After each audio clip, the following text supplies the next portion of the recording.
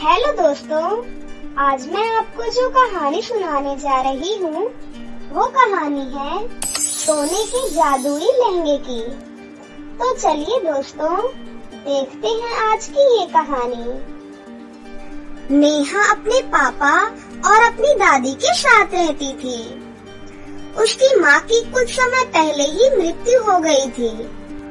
माँ की मृत्यु के बाद ही उसके पापा भी सदमे में चले गए थे, जिस कारण वो बच्चों जैसी हरकतें करने लगे थे। नेहा के घर का गुजारा अब उसकी दादी की पेंशन से ही चलता था। नेहा फैशन डिजाइनिंग कॉलेज में पढ़ती थी और वहाँ से फैशन डिजाइनिंग का कोर्स कर रही थी।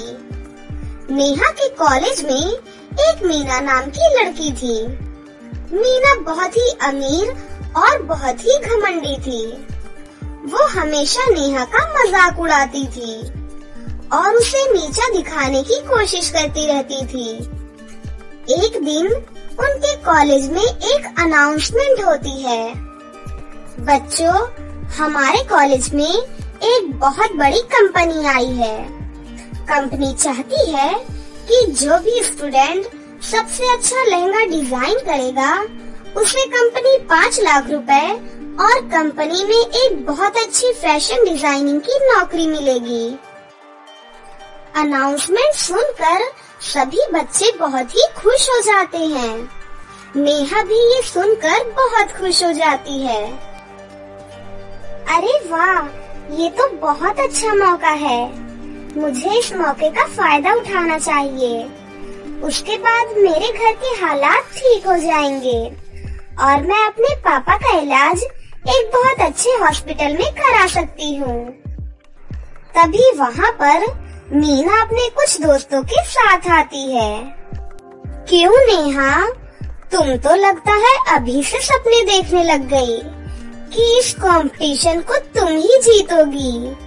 हाँ, मैं ये कंपटीशन जरूर जीतूंगी और इसे मैं जीतने के लिए अपनी पूरी कोशिश करूंगी। और देखना, ये कंपटीशन मैं जीत कर ही रहूंगी। मेरे होते हुए तुम ये कंपटीशन बिल्कुल नहीं जीतोगी नेहा। ये कंपटीशन सिर्फ मैं ही जीतूंगी। ठीक है मीना, हम दोनों अपनी तरफ से पूरी कोशिश करते हैं, फिर देखते हैं कि कौन जीतता है। अच्छा जी, इतना कॉन्फिडेंस? तो ठीक है, अगर तुम जीतोगी तो तुम जो कहोगी मैं वो करने के लिए तैयार हूँ। लेकिन अगर मैं जीती तो जो मैं कहूँगी वो तुम्हें करना ही पड़ेगा। ठीक है मीना, मुझे तुम्हारा ये चैलेंज मंजूर है। अच्छा बताओ तुम सभी, ये कंपटीशन कौन जीतने वाला है? मीना। देख लिया, इन सभी को मुझ पर कितना विश्वास है और ये कंपटीशन तो मैं ही जीतूंगी। नेहा वहाँ से चली जाती है और घर आकर वो अपनी दादी को सारी बातें बताती है। ठीक है बेटा, अभी कंपटीशन में पूरा 2 महीना है। मैं अपनी पुरानी सिलाई मशीन तुम्हें निकाल कर देती हूँ। तुम उस मशीन पर अपनी तैयारी कर लेना और एक अच्छा सा लहंगा सिलना। दादी नेहा के लिए अपनी मशीन निकाल कर लाती है और नेहा उस मशीन पर अपनी तैयारी शुरू कर देती है। वहीं दूसरी तरफ, अरे यार, मैंने नेहा से सबके सामने शर्त तो लगा ली, लेकिन मुझे तो सिलाई मशीन चलाने तक नहीं आती है। अब मैं क्या करूं? मीना सीधा अपने पिता के पास जाती है। डैड, अभी के अभी मेरे लिए एक ब्रांडेड सिलाई मशीन लेकर आइए। मीना के पिता गांव के एक जमींदार थे। ठीक है बेटा, मैं आज ही तुम्हारे लिए एक ब्रांडेड सिलाई मशीन लेकर आता हूँ। थोड़ी देर बाद मीना के पास भी एक ब्रांडेड सिलाई मशीन आ जाती है। मीना उस मशीन को चलाने की पूरी कोशिश करती है, लेकिन तभी उसके हाथ में सुई चुभ जाती है और वो जोर जोर से रोने लगती है कि तभी उसके माता पिता उसके पास आते हैं। अरे क्या हुआ बेटा?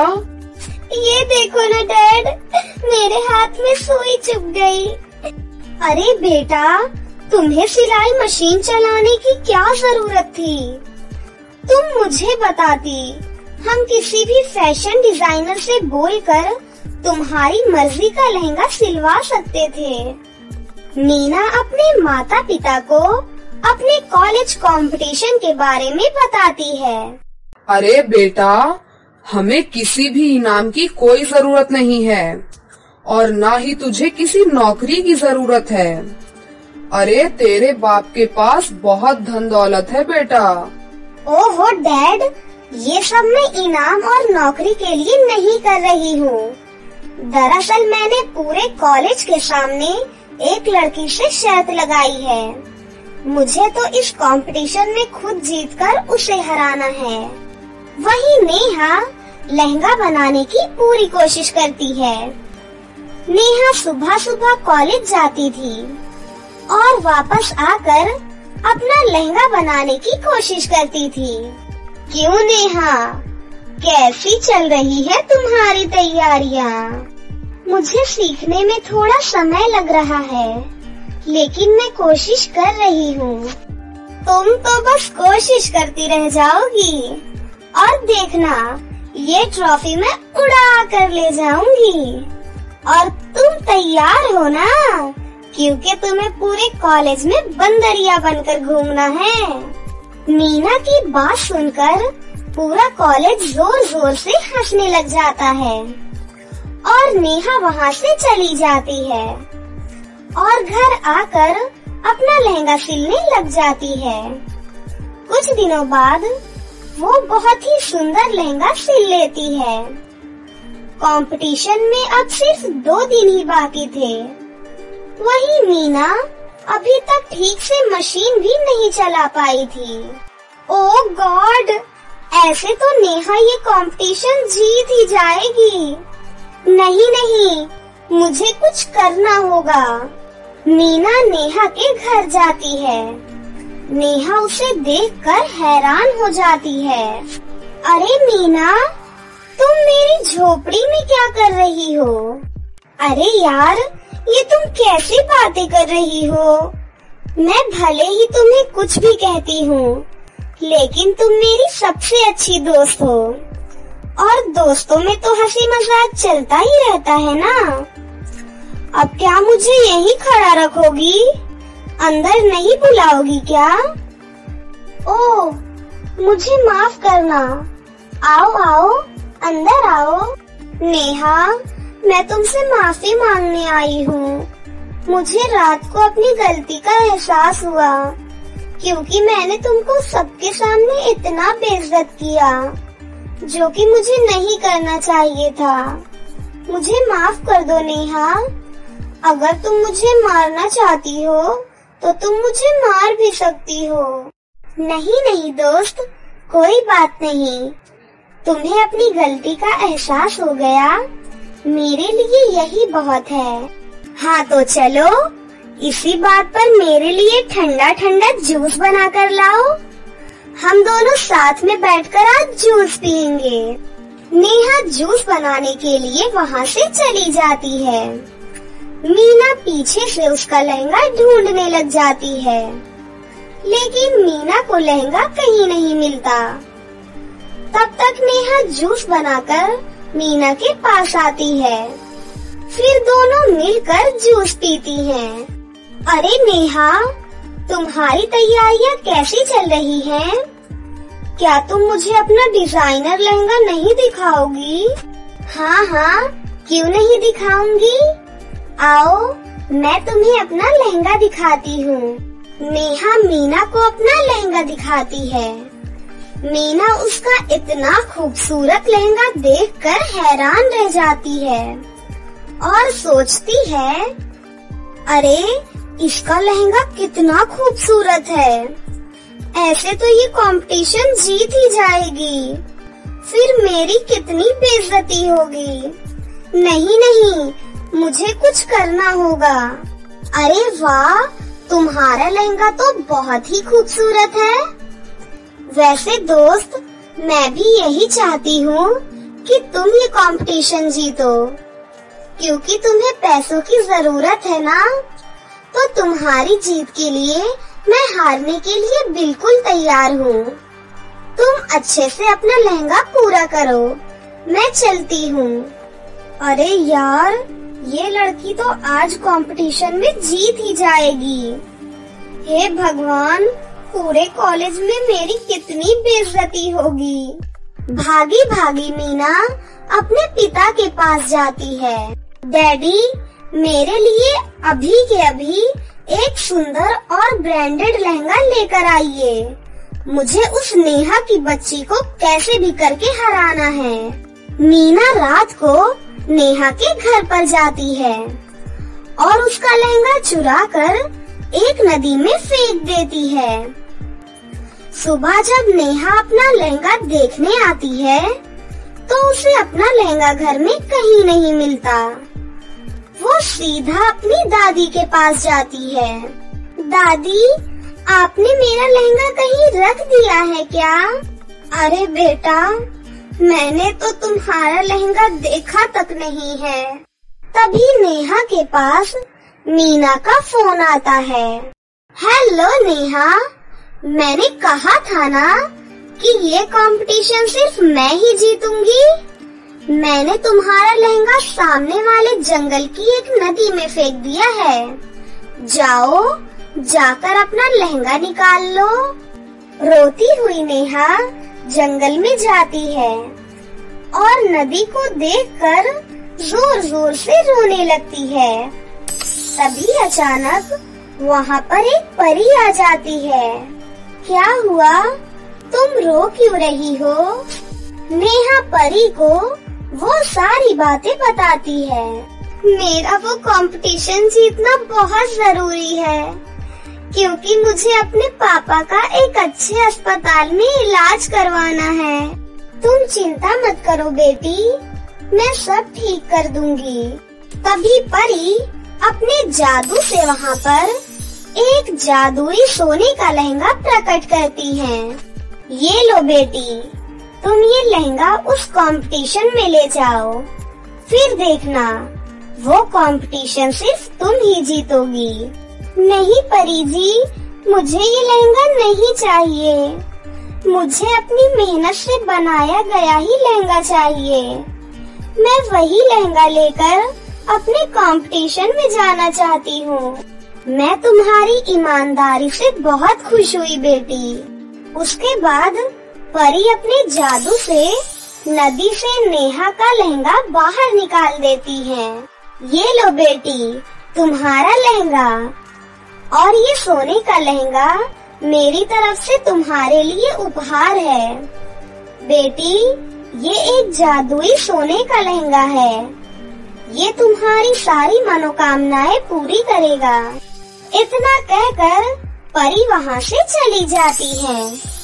कंपटीशन वाले दिन मीना अपना ब्रांडेड लहंगा लेकर जजेस के सामने आती है। ये क्या, तुम हमारे साथ चीटिंग कर रही हो? ये लहंगा तुमने नहीं बनाया है। ये लहंगा मार्केट से खरीदा हुआ है। तुम्हें धोखाधड़ी के मामले में हम जेल में भेजेंगे। मीना के बाद नेहा अपना लहंगा लेकर आती है।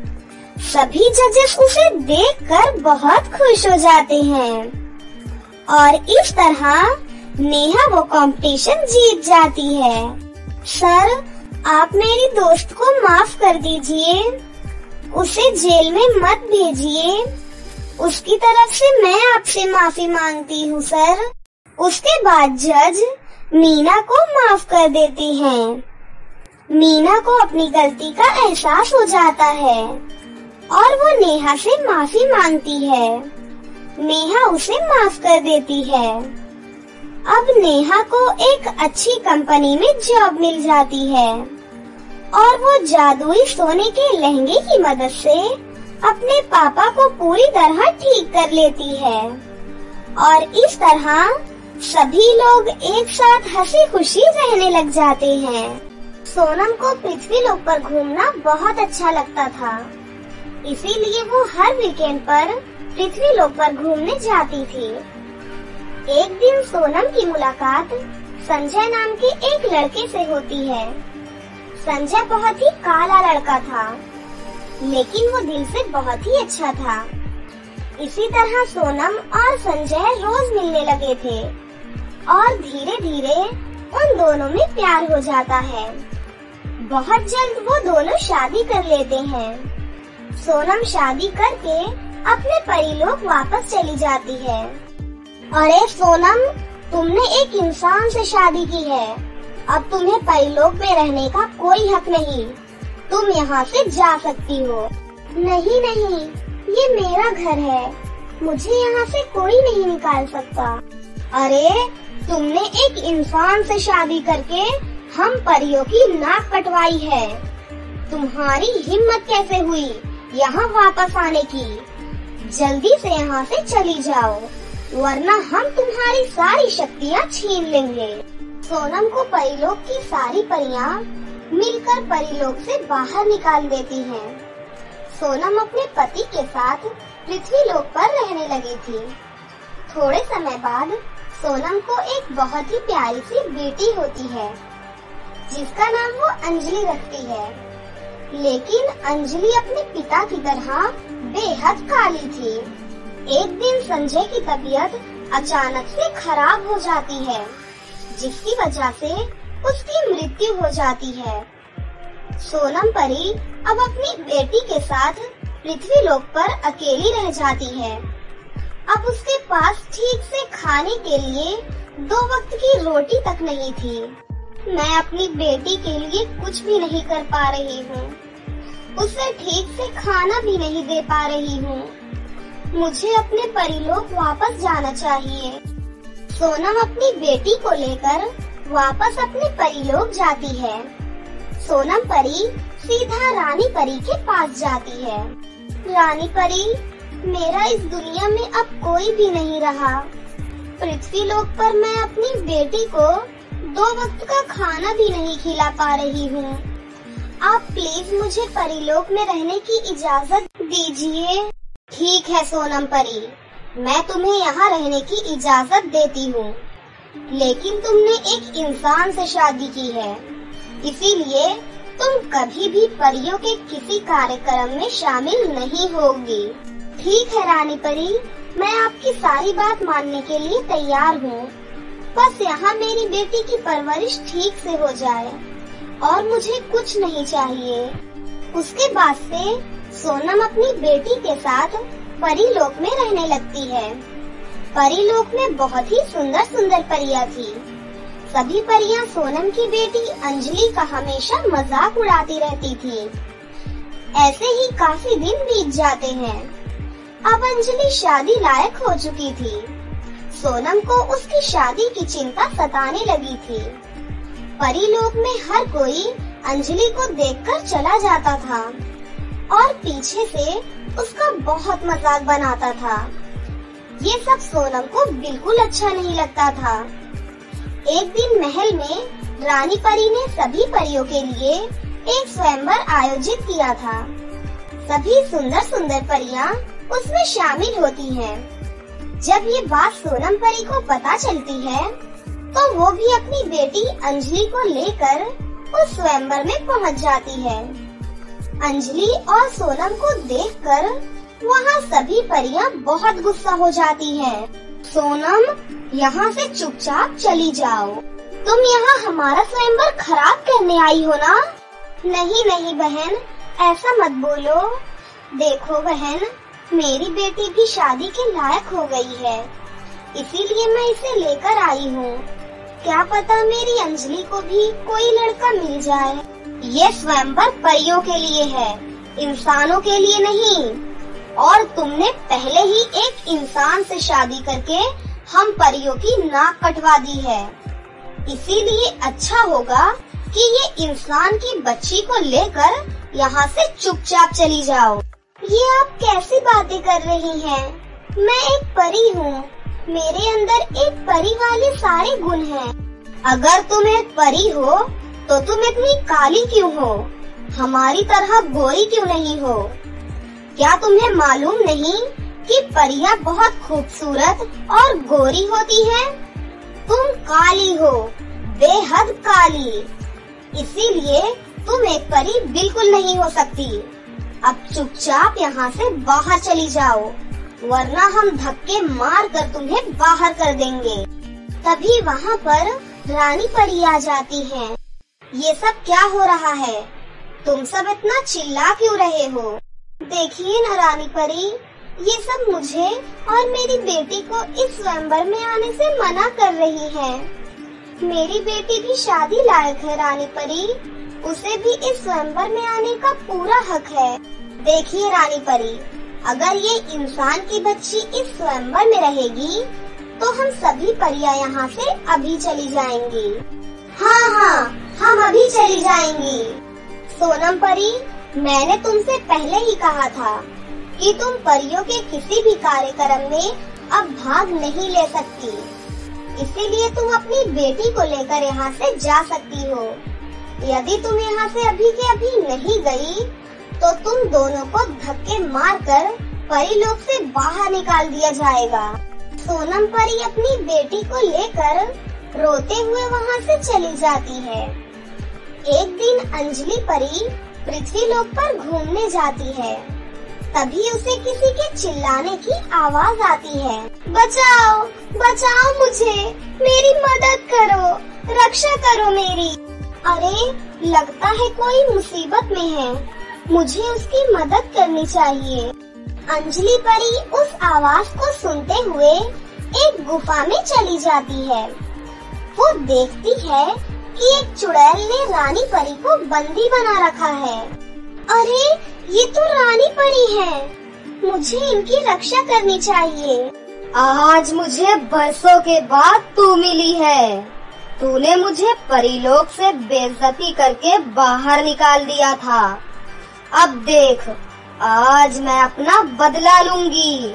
मैंने तुम्हें परीलोक से इसीलिए निकाला था क्योंकि तुम काला जादू करती थी और दूसरी परियों को परेशान करती थी। मैंने तुम्हें तुम्हारे किए की सजा दी थी, कुछ गलत नहीं किया था। अब मैं तुझे तेरे किए की सजा दूंगी बुढ़िया। आज देखती हूँ तुझे कौन बचाता है। चुड़ैल रानी परी को मारने के लिए अपने शस्त्रों को तैयार करती है। ये चुड़ैल तो रानी परी को मार डालेगी। नहीं, मुझे रानी परी को बचाना होगा। तभी अंजलि चुड़ैल के सामने पहुंच जाती है और बोलती है, रुको, तुम रानी परी को कुछ नहीं करोगी। मैं तुम्हें चेतावनी दे रही हूँ, रानी परी को छोड़ दो। ए लड़की, चुपचाप यहाँ से बाहर चली जा। मेरी तेरे साथ कोई दुश्मनी नहीं है। मैं इस रानी को इसके किए की सजा दे रही हूँ। मैं सब जानती हूँ, रानी परी कभी भी किसी के साथ गलत नहीं करती, इसीलिए इन्हें छोड़ दो। मैं तुझे आखिरी बार बोल रही हूँ, यहाँ से चली जा, नहीं तो तेरे लिए अच्छा नहीं होगा। मैं यहाँ से नहीं जाऊंगी, मैं रानी परी को अपने साथ ही लेकर जाऊंगी। चुड़ैल अंजलि पर अपने जादू से वार करती है और उसे गोल गोल घुमाकर जमीन पर गिरा देती है। मैंने कहा था तुझे कि चुपचाप यहाँ से बाहर चली जा। अब इस रानी परी से पहले मैं तुझे मारूंगी, उसके बाद इस रानी परी को मारूंगी। अंजलि अपने जादू से चुड़ैल से लड़कर रानी परी को आजाद कर देती है। रानी परी आजाद होते ही अपनी शक्तियों से चुड़ैल पर वार करती है और चुड़ैल को कैद कर लेती है। फिर अंजलि और रानी परी मिलकर चुड़ैल को भस्म कर देती हैं। तुम्हारा बहुत बहुत धन्यवाद बेटा। अगर तुम आज सही समय पर नहीं आती तो शायद आज मैं जिंदा नहीं मिलती। रानी परी, आप हम सबकी रक्षा करती हैं। यदि आज मैंने आपकी रक्षा की तो इसमें कोई बड़ी बात तो नहीं है। तुम सच में बहुत बहादुर हो। मैंने तुम्हें हमेशा गलत समझा और तुम्हारे साथ हमेशा गलत किया। मुझे माफ कर दो बेटी। कोई बात नहीं रानी माँ, जिस समय पर जो सही था आपने वही फैसला लिया। इसमें आपकी कोई गलती नहीं और मुझे आपसे कोई शिकायत नहीं रानी माँ। अंजलि की ये बात सुनकर रानी परी अंजलि को गले से लगा लेती है और उससे कहती है, अरे रुको, मेरे पास तुम्हारे लिए कुछ है। इतना कहकर रानी परी एक सोने का लहंगा प्रकट करती है और अंजलि परी से कहती है, अंजलि ये लो बेटा, ये एक जादुई सोने का लहंगा है।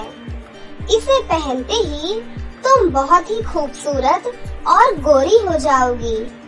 तुमने मेरी इतनी मदद की है और ये मैं तुम्हें दे रही हूँ। ये लो, इसे पहन लो। उसके बाद अंजलि उस जादुई लहंगे को पहन लेती है और देखते ही देखते वो बहुत ही खूबसूरत और गोरी हो जाती है। फिर वो रानी परी का शुक्रिया अदा करती है और उसके बाद वो दोनों परीलोक वापस लौट जाते हैं। परीलोक आकर अंजलि अपनी माँ को सारी बात बताती है। रानी परी सोनम के पास अपने बेटे शाहरुख का रिश्ता लेकर पहुँच जाती है। सोनम, मुझे अपने बेटे शाहरुख की शादी तुम्हारी बेटी अंजलि के साथ करनी है। क्या तुम इस रिश्ते से खुश हो? रानी परी, क्या आप सच में मेरी बेटी का रिश्ता अपने बेटे के साथ करना चाहती हैं? हाँ सोनम, तुम्हारी बेटी बहुत बहादुर है। आज अगर मैं जिंदा हूँ तो सिर्फ तुम्हारी बेटी की वजह से। तुमने अपनी बेटी को बहुत अच्छे संस्कार दिए हैं। रानी परी की ये बात सुनकर सोनम बहुत खुश हो जाती है। फिर कुछ दिनों बाद अंजलि और शाहरुख की शादी बहुत ही धूमधाम से होती है।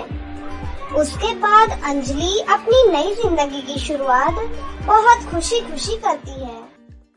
किशनपुर नाम के एक राज्य में राशि नाम की एक लड़की रहती थी।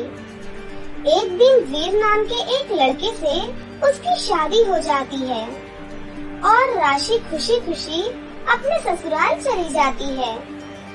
लेकिन वीर एक पागल लड़का था।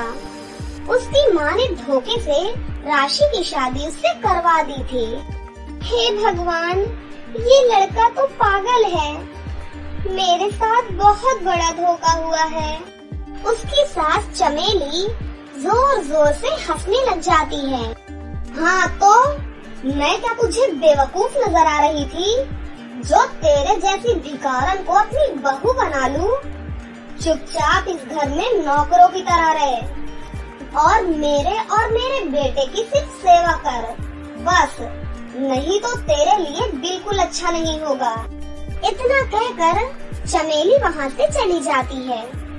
तभी वहाँ वीर राशि को देखकर नाचने लग जाता है। पागल पागल, ए लड़की पागल, तू तो बिल्कुल पागल पागल पागल। ए लड़की, मुझसे शादी करना मुझसे शादी। दुखी मन से राशि अपने कमरे में चली जाती है। चमेली अब राशि पर बहुत अत्याचार करती थी। उससे घर का सारा काम करवाती थी और बदले में उसकी खूब पिटाई भी करती थी। सुन लड़की, तेरा पागल पति तो कुछ भी नहीं कमाता। अब तुम दोनों का इतना सारा खर्चा हो गया है। मेरे पास कोई पैसों का पेड़ नहीं लगा हुआ है जो तोड़ तोड़ कर तुम्हें देती रहूंगी। चुपचाप कल से महल में काम करने जाएगी तू। मैंने तेरे लिए काम की बात कर ली है वहाँ। ठीक है माँ जी, जैसा आप कहेंगी मैं बिल्कुल वैसा ही करूँगी। हाँ, ये हुई ना बात। कल जल्दी से उठना है, पहले घर का सारा काम करना है और उसके बाद महल जाना है। अगले दिन से राशि सुबह सुबह जल्दी उठती है और घर का सारा काम करने के बाद महल में काम करने के लिए चली जाती है। महल में प्रियंका नाम की एक रानी रहती थी। प्रियंका बहुत ही दुष्ट और अत्याचारी औरत थी। अच्छा, तो तुम नई दासी हो मेरी। चलो जल्दी से उठो, सबसे पहले मेरे बालों की मालिश करो और उसके बाद मेरे हाथ पैर अच्छे से दबाना है। मुझे बहुत थकान हो रही है। रानी राशि से बहुत काम करवाती है और बदले में उसकी पिटाई करती है। इसी तरह काफी दिन बीत जाते हैं।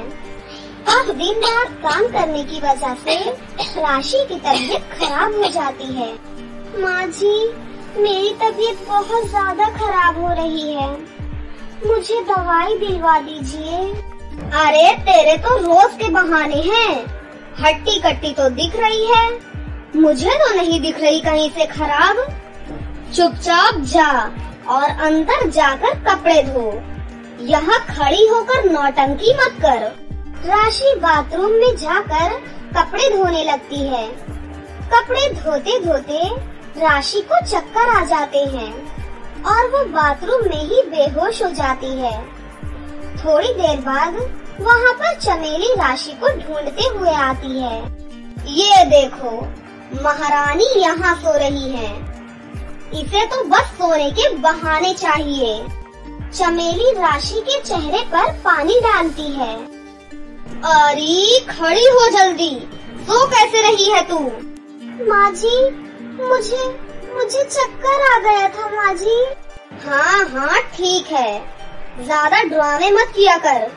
जल्दी जा, महारानी ने तुझे अभी के अभी बुलाया है। राशि जाने से पहले सीधा डॉक्टर के पास जाती है।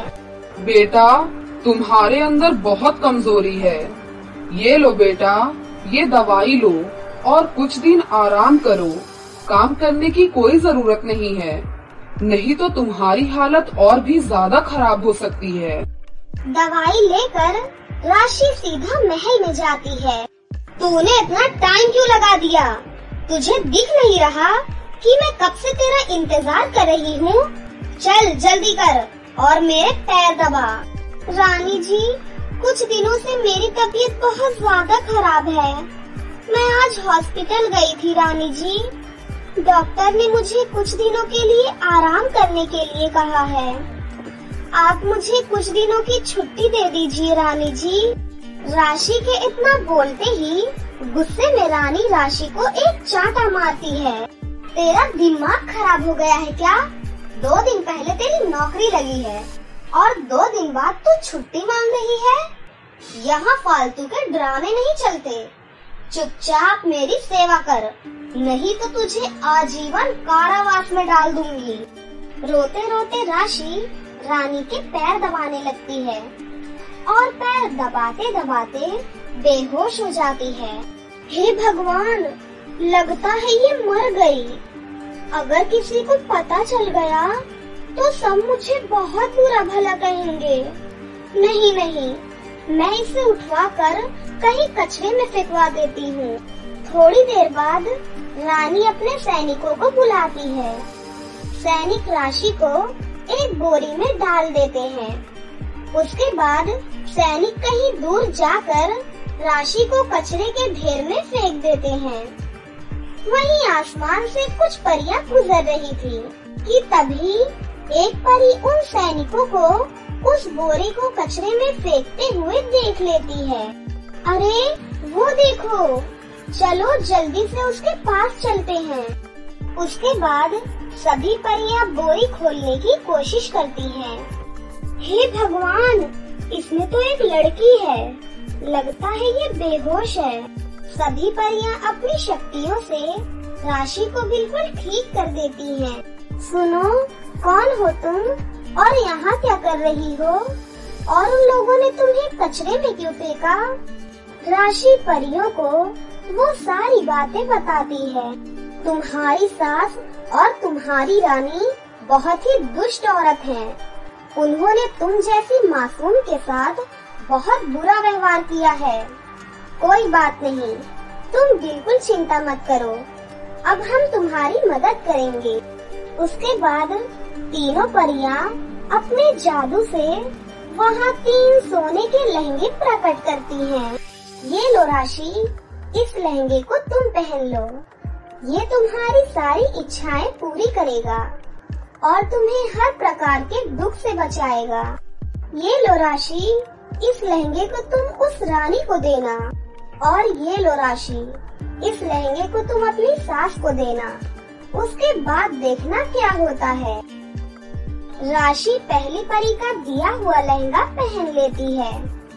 उस लहंगे को पहनते ही वो पूरी तरह से स्वस्थ हो जाती है। परियों का धन्यवाद करके वो सीधा अपने राज्य में वापस पहुंच जाती है और लहंगा लेकर सबसे पहले महल में पहुंचती है। रानी जी, ये सोने का लहंगा है। मैंने अपने हाथों से खास आपके लिए बनाया है। अरे वाह, ये तो बहुत ही खूबसूरत है। रानी उस लहंगे को फटाफट से पहन लेती है। उसके बाद राशि दूसरा लहंगा लेकर अपनी सास के पास जाती है। माँ जी, ये लहंगा ले लीजिए। ये खास रानी जी ने आपके लिए भिजवाया है। क्या रानी ने मेरे लिए लहंगा भिजवाया है? अरे वाह, इतना खूबसूरत है। चमेली फटाफट से उस लहंगे को पहन लेती है। लहंगे के पहनते ही चमेली और रानी अचानक से गायब हो जाती हैं और दोनों परी लोग पहुंच जाती हैं। तुम दोनों ने एक मासूम के ऊपर बहुत अत्याचार किए हैं, इसीलिए अब तुम दोनों परी लोग की जेल में कैद रहोगी। नहीं नहीं, हमें माफ कर दो, हमसे बहुत बड़ी गलती हो गई। ठीक है, तुम दोनों को मैं 2 साल के लिए परीलोक में नौकरानी का काम देती हूँ।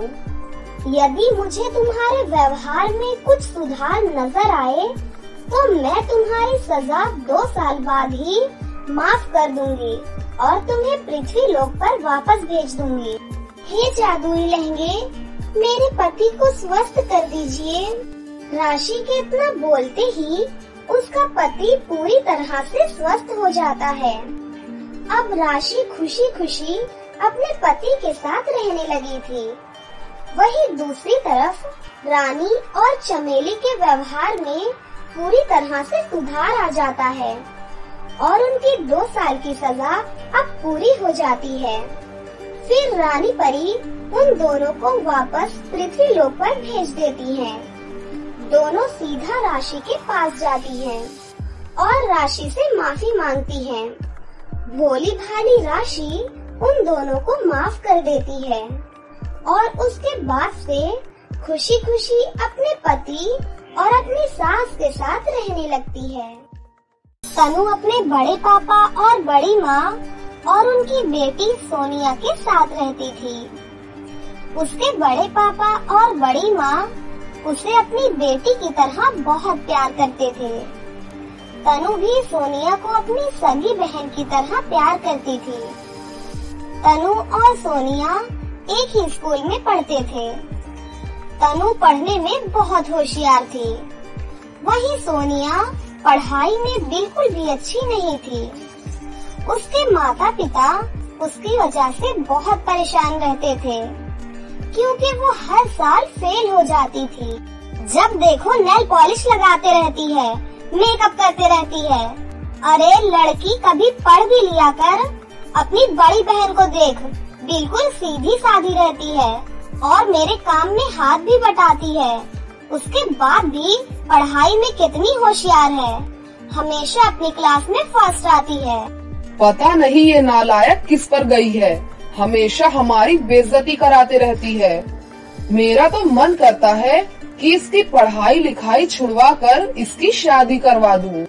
ऐसा लगता है कि वही आप दोनों की बेटी है और मैं तो जैसे आप दोनों की बेटी ही नहीं हूँ। जब देखो मुझे डांटते ही रहते हो। अरे मेरी भी तो कोई जिंदगी है, मेरी भी तो कोई इच्छाएं हैं।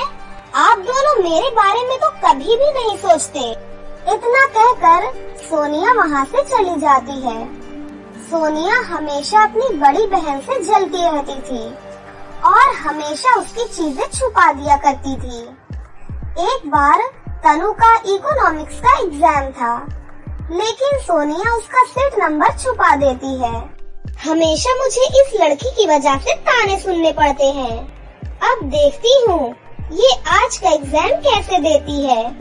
जब ये फेल होगी तब मेरे दिल को तसल्ली मिलेगी।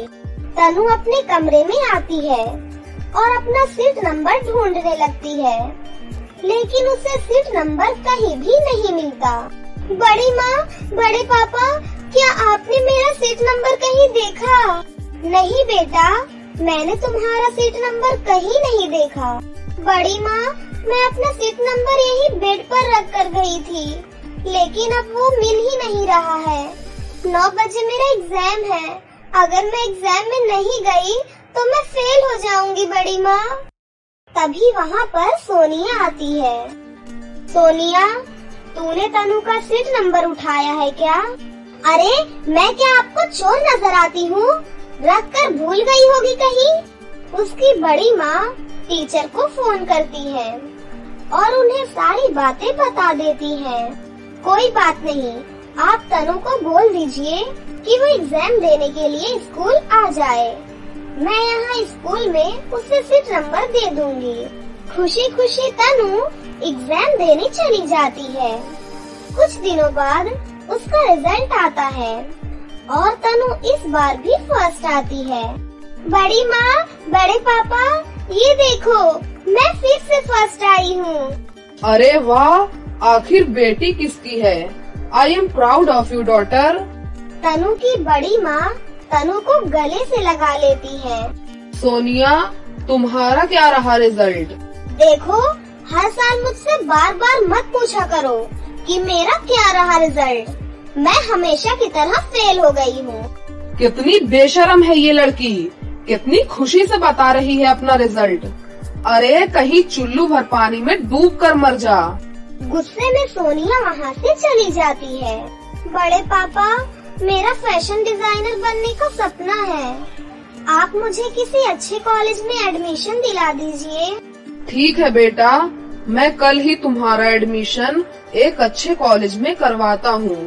उसके बाद तनु एक अच्छे फैशन डिजाइनिंग कॉलेज में जाने लगती है। ऐसे ही 3 साल बीत जाते हैं और तनु का फैशन डिजाइनिंग का कोर्स पूरा हो जाता है। वहीं सोनिया अभी स्कूल में ही थी और हर रोज अपने माता पिता से ताने सुनती थी। कॉलेज के बाद तनु अपना एक बहुत ही सुंदर सा बुटीक खोल लेती है और बहुत अच्छे डिजाइनर लहंगे, गाउन और कपड़े सिलती है। काफी दूर दूर से तनु के पास ग्राहक आने लगे थे। तनु बहुत जल्द बहुत फेमस हो जाती है। हमारी तो बस एक ही बिटिया है जो हमारा नाम रोशन करती है। देखो, आज दूर दूर से गांव वाले, यहाँ तक कि शहर वाले भी मेरी बिटिया के पास आते हैं। और एक ये है जो हमेशा हमारा नाम बदनाम करती है। एक दिन तनु के पास मंत्री जी की बीवी आती है। अरे तनु, हमने सुना है कि तुम बहुत अच्छे लहंगे बनाती हो। ध्यान से सुनो, 1 महीने बाद मेरी बिटिया की शादी है। क्या तुम 5000 लहंगे डिजाइन कर सकती हो? जी मैडम जी, जरूर कर सकती हूँ। मैं समय से पहले आपके सारे ऑर्डर पूरे कर दूंगी। देख ले छोरी, अगर तूने सही से काम नहीं किया और अगर मेरी नाक कट गई तो तुझे ऐसी सजा दूंगी जिसके बारे में तूने कभी सोचा भी नहीं होगा। नहीं नहीं, आप बेफिक्र रहिए मैडम जी, आपका काम समय से पहले पूरा हो जाएगा। मंत्री की बीवी उसे एडवांस पैसे देकर वहाँ से चली जाती है। वहीं सोनिया ये सारी बातें सुन लेती है। अरे वाह, मैं तो तुझे बर्बाद करना चाहती थी। मेरे पास यही सही मौका है, अब लूंगी मैं तुझसे बदला। तनु ये बात अपने बड़े पापा और बड़ी माँ को बताती है। उसके बाद उसके बड़े पापा और बड़ी माँ बहुत खुश हो जाते हैं। कहाँ है वो नालायक लड़की, उसे भी बताओ।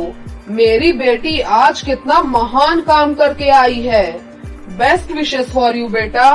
तनु और उसके बड़े पापा और बड़ी माँ सोनिया के कमरे में जाते हैं और देखते हैं कि सोनिया आराम से लेटकर इंस्टाग्राम पर रील्स देख रही थी और साथ ही साथ गाने गा रही थी। मैं इतनी सुंदर हूँ, मैं क्या करूँ? अरे इतनी सुंदर है तो चुल्लू भर पानी में डूब कर मर जा, और इससे ज्यादा तू कर भी क्या सकती है। सारे दिन लेटकर बस फेसबुक और इंस्टाग्राम देखती रहती है। इसी तरह काफी दिन बीत जाते हैं। तनु पूरी मेहनत करके मंत्री की बीवी के ऑर्डर 2 दिन पहले ही पूरे कर देती है।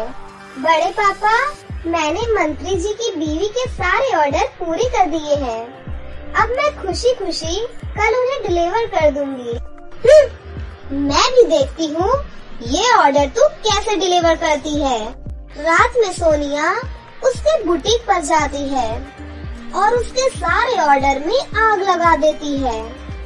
अगले दिन तनु अपनी दुकान पर आती है और देखती है कि उसकी दुकान में आग लगी हुई थी। तभी वहाँ पर उसके बड़े पापा और बड़ी माँ भी आ जाते हैं। बड़े पापा, मंत्री जी की बीवी अपने ऑर्डर लेने आती ही होंगी। ये क्या हो गया बड़े पापा? अगर उनके ऑर्डर मैंने समय से नहीं दिए तो वो मेरा पूरा करियर बर्बाद कर देंगी बड़े पापा। तभी थोड़ी देर बाद वहाँ मंत्री जी की बीवी आ जाती है। लाओ बेटा, मेरा ऑर्डर कहाँ है? तनु मंत्री जी की बीवी को वो सारी बातें बताती है। ए लड़की, मुझे ये कहानियाँ मत सुनाओ। मैंने तुझसे पहले ही कहा था, कल तक मुझे मेरे ऑर्डर चाहिए, नहीं तो तेरे साथ बहुत बुरा होने वाला है। इतना कहकर मंत्री की बीवी वहाँ से चली जाती है। सब कुछ खत्म हो गया बड़े पापा। एक दिन में मैं कुछ भी नहीं कर सकती। मेरी वजह से आप सब भी मुसीबत में पड़ जाएंगे बड़े पापा। नहीं, मैं ये सब होते हुए नहीं देख सकती। मैं जा रही हूँ बड़े पापा, मैं जा रही हूँ। इतना कहकर तनु वहाँ से भाग जाती है और भागते भागते एक नदी के किनारे पहुँच जाती है और वहाँ बैठकर रोने लगती है। तभी नदी से एक जल परी प्रकट होती है। कौन हो तुम? यहाँ नदी के बाहर बैठकर तुम रो क्यों रही हो? तुमने हम सबकी नींद डिस्टर्ब कर दी। आई एम सॉरी, मुझे माफ कीजिए, मैं कहीं और जाती हूँ। सुनो बेटा, क्या बात है, तुम रो क्यों रही हो? तनु जल परी को वो सारी बातें बताती है। तुम्हारे साथ तो बहुत बुरा हुआ है बेटी, लेकिन बेटी तुम एक अच्छी लड़की हो, इसीलिए मैं तुम्हारी मदद करूँगी। जल परी अपने जादू से एक जादुई लहंगा प्रकट करती है। बेटी, ये इस नदी का जादुई लहंगा है, तुम इसे अपने साथ ले जाओ। ये लहंगा तुम्हारी हर मनोकामनाएं पूरी करेगा। तनु जल परी का शुक्रिया अदा करती है और वहाँ से चली जाती है। हे जादुई लहंगे, मेरी दुकान को ठीक कर दो। तनु के इतना कहते ही उसकी दुकान पूरी तरह से ठीक हो जाती है। वहीं मंत्री जी की बीवी के सारे ऑर्डर भी ठीक हो जाते हैं। अगले दिन मंत्री जी की बीवी कुछ लोगों के साथ आती है। ए छोरी, कहाँ है मेरा ऑर्डर? अगर तूने आज मेरा ऑर्डर नहीं दिया तो मैं तुझे जिंदा नहीं छोड़ूंगी। तनु मंत्री जी की बीवी को उनके सारे ऑर्डर दे देती है। मैडम जी ऑर्डर देखकर बहुत खुश हो जाती हैं और उसे बहुत सारे पैसे देती हैं और साथ ही बहुत सारे कॉन्ट्रैक्ट भी देती है। तनु खुशी खुशी अपने घर जाती है और अपने बड़े पापा और बड़ी माँ को वो सारी बातें बताती है। क्या तूने एक दिन में सारे ऑर्डर पूरे कर दिए? अरे तू ऐसा कैसे कर सकती है? मैंने खुद तेरी दुकान में जाकर आग लगाई थी। मैं तुझे बर्बाद करना चाहती हूँ। उसके बाद भी तूने एक दिन में? क्या वो आग तुमने लगाई थी? हाँ, वो आग मैंने लगाई थी। सोनिया की ये बात सुनकर उसके माता पिता बहुत गुस्सा हो जाते हैं। निकल जा मेरे घर से। हमने कभी नहीं सोचा था कि तेरे मन में अपनी ही बहन के लिए इतना जहर है। मुझे तेरी कोई जरूरत नहीं है। नहीं बड़े पापा, ये मेरी छोटी बहन है, इसे माफ कर दीजिए बड़े पापा। सोनिया तनु अपने पिता और अपनी माँ से माफी मांगती है। उसके बाद से सभी लोग मिलजुल कर एक साथ रहने लगते हैं। तो दोस्तों, कैसी लगी आपको हमारी ये कहानी? अगर आपको हमारी कहानी अच्छी लगी हो तो इसे जरूर लाइक करें। साथ ही हमारे चैनल को सब्सक्राइब भी कर लें और बेल आइकन को दबाना ना भूलें। मिलते हैं अगली वीडियो में। धन्यवाद।